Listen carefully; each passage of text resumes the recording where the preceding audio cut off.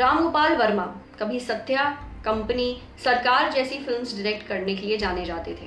आजकल ट्विटर पर रायता फैलाने के लिए जाने जाते हैं। उन्होंने एक ट्वीट किया है, इसमें एक तस्वीर लगाई। तस्वीर में लड़कियां शराब के ठेके के आगे लाइन में लगी दिखाई दे रही हैं। ट्वीट में रामगोपाल वर्मा ने लिखा कि देखो जरा, शराब की दुकानों पर लाइन में कौन है। यही फिर बात करते हैं कि पियक्कड़ पुरुषों से औरतों को बचाने के लिए। जिस व्यक्ति ने ये फोटो खींची उसी ने सबसे पहले जवाब दिया। प्राज्वल नाम के इस व्यक्ति ने लिखा कि पहली बात, आपने मेरी खींची हुई तस्वीर ट्वीट की।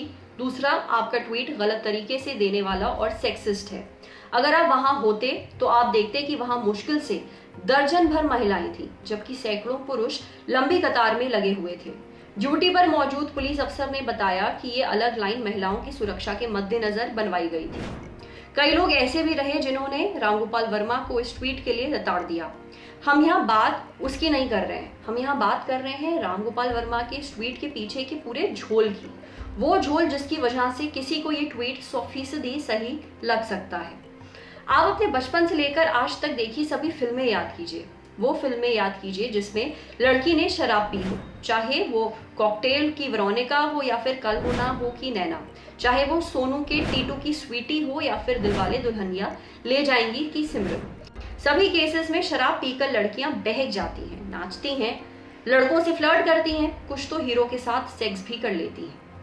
ये नहीं तो शराब पीने वाली लड़कियां अक्सर विलेन होती हैं, चालू टाइप, जिनको कोई कुछ भी कहकर निकल सकता है, जो किसी के साथ भी सो सकती हैं, जिनको अंत में कभी हीरो का प्यार नहीं मिलता, जो कभी किसी खानदान की बहू बनती हुई नहीं दिखाई जाती, जो घर तोड़ने वाली, मर्दों को फंसाने वाली होती है। अंग्रेजी में जिसे होर या फिर मडोना कॉम्प्लेक्स कहते हैं, उसके मुताबिक औरतें दो तरह की होती हैं, या तो देवी या उल्टा।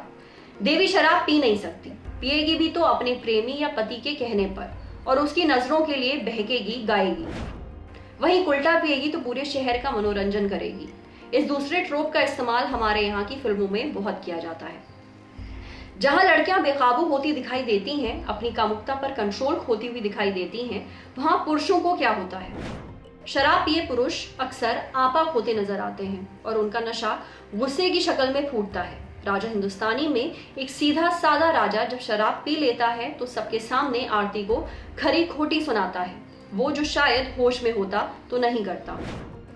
फिल्मों को छोड़िए, अपने आसपास की खबरों को ले लीजिए। कितनी बार आप पढ़ते होंगे खबरों में कि शराब पीकर पति ने पत्नी को पीट दिया, या घरेलू हिंसा के कई मामले ऐसे होते हैं जहां पे अधिकतर हिंसा शराब पिए हुए पुरुष करते हैं। तो क्या शराब पुरुष से हिंसा कराती है? यहाँ अपनी हिंसा और उसकी जिम्मेदारी के बीच शराब का बफर खींच दिया जाता है, जिसमें उलझकर औरत समझ नहीं पाती कि दोष पति को दे या शराब को। इसी उपापों में सालों साल निकल गए हैं।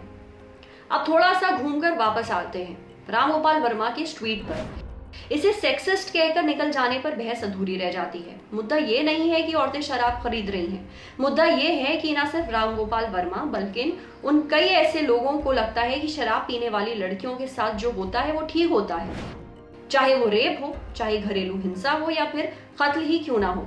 शराब पीने वाली लड़कियां उनकी नजर में लड़की होने की अपनी जो एजेंसी है उसे खो देती हैं। दूसरी बात, घरेलू हिंसा एक बहुत बड़ी समस्या है। उसे इस तरह ट्रीट करने की, अरे चंद महिलाओं ने शराब पी ली तो अब पुरुषों को पीटने का लाइसेंस मिल गया है, ये बहुत बड़ी बेवकूफ़ी है। घरेलू हिंसा की असलियत, हाल ही में रिपोर्ट आई थी कि लॉकडाउन की वजह से कई लोग अपने हिंसक पार्टनर्स के या फिर अपने जो परिवार के जो बाकी सदस्य हैं जो हिंसक हैं उनके साथ घर में बंद होने को मजबूर हैं। इस वजह से उनके ऊपर होने वाली हिंसा भी बढ़ गई है। नेशनल कमीशन फॉर वुमेन के अनुसार 23 मार्च से लेकर 16 अप्रैल के बीच कमीशन के पास 239 शिकायतें आईं। मेल और व्हाट्सएप के जरिए आम दिनों के मुकाबले ये संख्या दुगनी है। 18 अप्रैल को दिल्ली हाईकोर्ट ने केंद्र और आम आदमी पार्टी की सरकार को निर्देश दिए कि घरेलू हिंसा से लड़ने के लिए टॉप लेवल की मीटिंग बुलाई जाए और लॉकडाउन के दौरान विक्टिम्स को सुरक्षित रखा जाए। कोई ये रिपोर्ट रामगोपाल वर्मा तक पहुंचा दे ताकि इस बारे में भी वो ट्वीट कर ले। मॉडर्न जमाने में पश्चाताप की सबसे करीबी परिभाषा शायद यही की जाएगी। नमस्कार, आदाब, मेरा नाम है सरवत, आप देख रहे हैं ऑर्डिनरी। ये स्टोरी हमारे लिए हमारी साथी प्रेरणा ने लिखी है। अगर ये वीडियो फेसबुक पे देख रहे हैं तो प्लीज हमारे फेसबुक पेज को लाइक करिए। यूट्यूब पे देख रहे हैं तो प्लीज हमारे चैनल को सब्सक्राइब करिए। बेल आइकन पर जरूर क्लिक कर दीजिए ताकि जब भी हम कोई नया वीडियो अपलोड करें तो उसका नोटिफिकेशन आप तक सबसे पहले पहुंचे।